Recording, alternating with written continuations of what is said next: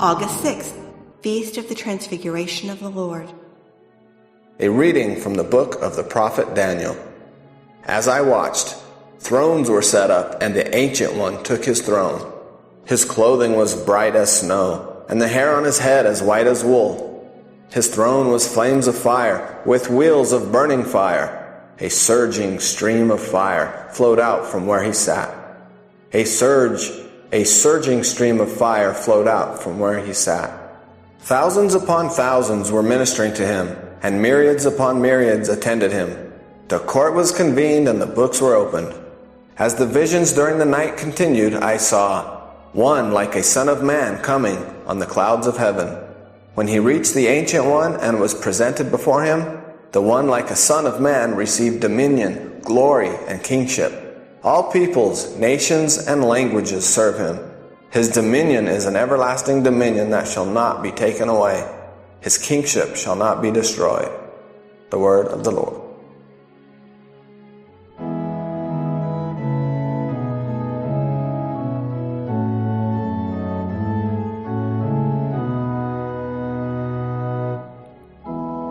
The Lord is King, the Most High over all the earth. The Lord is King, the Most High over all the earth.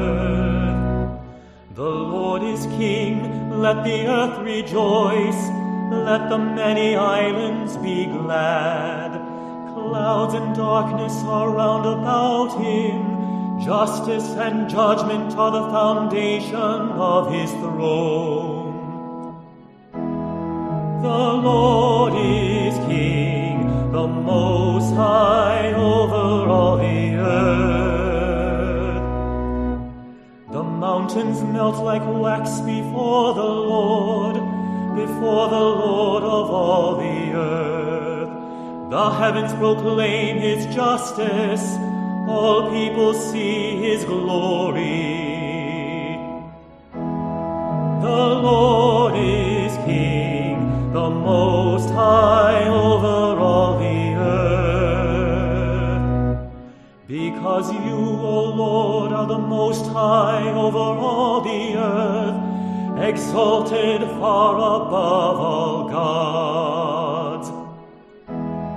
The Lord is King, the Most High over all the earth.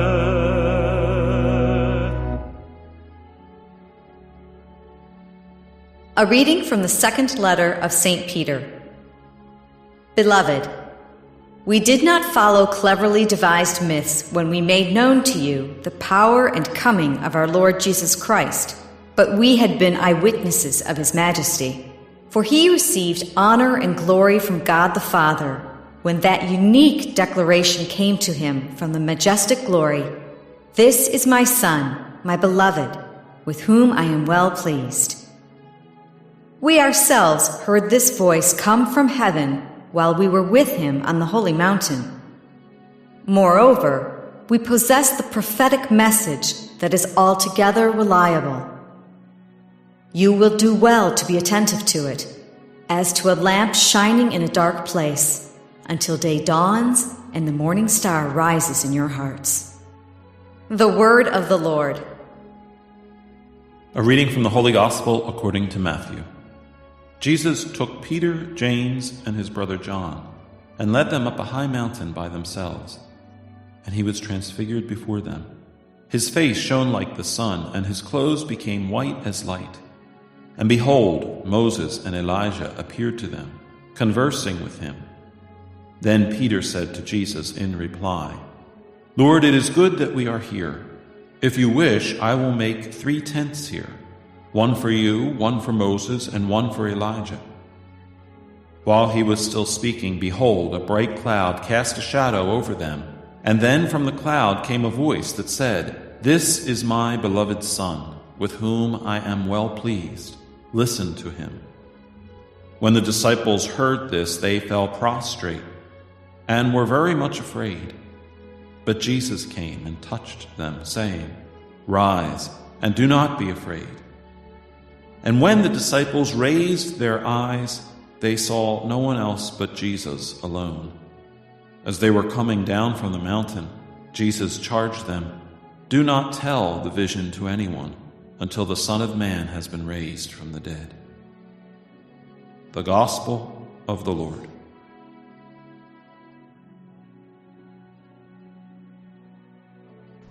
August 6th, the Feast of the Transfiguration of the Lord. The first reading comes from Daniel 7, 9-10, and 13-14. Daniel was a book written during the time of persecution by the Seleucid Empire, around 175 BC. And in this particular passage we hear about the Ancient of Days being on the throne. This is God. And notice that his head is white as wool, and flames of fire come from his throne. These are attributes that will be heard again in the Gospel, but in the Gospel they'll be applied to Jesus. And therefore it's a way of the Gospel author saying that Jesus shared in the divinity of the Father. The transcendence of the Father was found also in the Son of Man. We hear about a Son of Man in the first reading, coming down upon the clouds of heaven, and presented before the Ancient of Days. He receives dominion, glory, and kingship over the nations.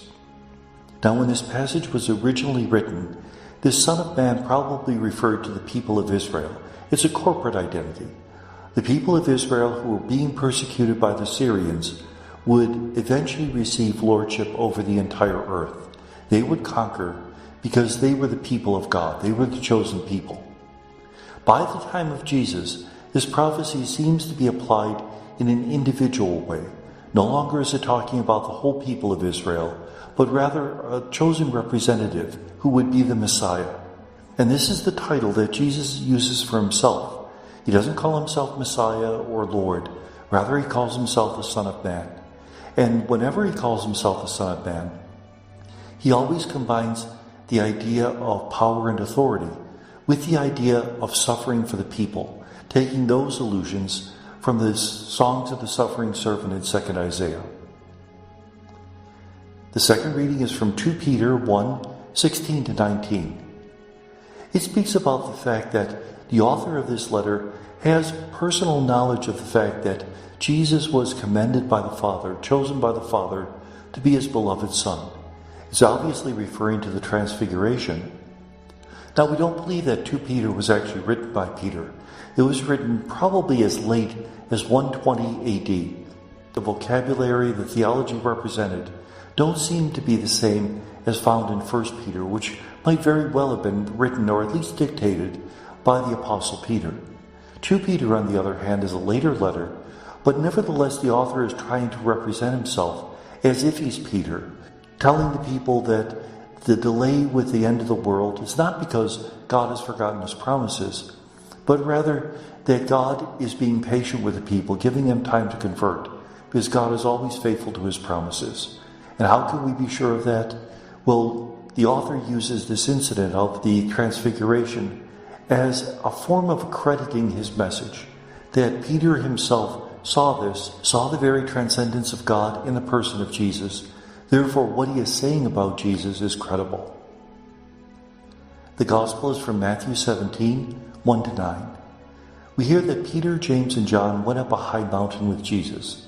Now, it never identifies this mountain, but from ancient times, this mountain has been identified as Mount Tabor, which is a high mountain over the Galilee plains. The three great apostles go with Jesus, as they often do when important things are happening, such as in the Garden of Gethsemane. Jesus is transfigured, and his face shone like the sun. That reminds us of Moses when he encountered the Father. His face shone like the sun, and he had to wear a veil in front of his face so that the Israelites would not be frightened. Well, this is even more. This is an allusion to that first reading that we heard from Daniel 7, in which the Father's face shone like the sun. His hair was white as snow. We see the same thing in Jesus now. Jesus shares in the divinity of the Father. Moses and Elijah appear. Moses showing that Jesus is the fulfillment of the law. Elijah is the fulfillment of everything that the prophet said about the coming of the Messiah. Peter says, let's make 3 tents, an allusion to the idea of the tent of meeting, where the Holy of Holies was. It's also that idea that he would like to stay up there. He would like that this vision, this experience continue. Their voice comes from the clouds. Remember how God often appeared to the Israelite people in the form of a cloud by day and fire by night, saying that Jesus is his beloved Son with whom he is well pleased. Words taken from the songs of the suffering servant in Deutero-Isaiah. So notice in the Transfiguration experience, in which we see the Son of Man receiving power and authority over all the earth, we also hear that he is the beloved Son of God.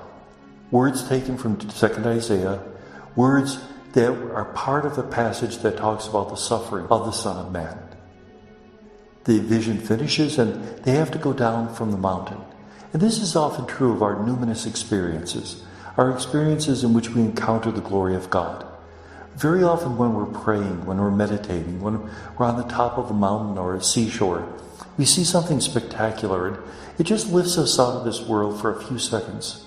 But then we have to return to daily life.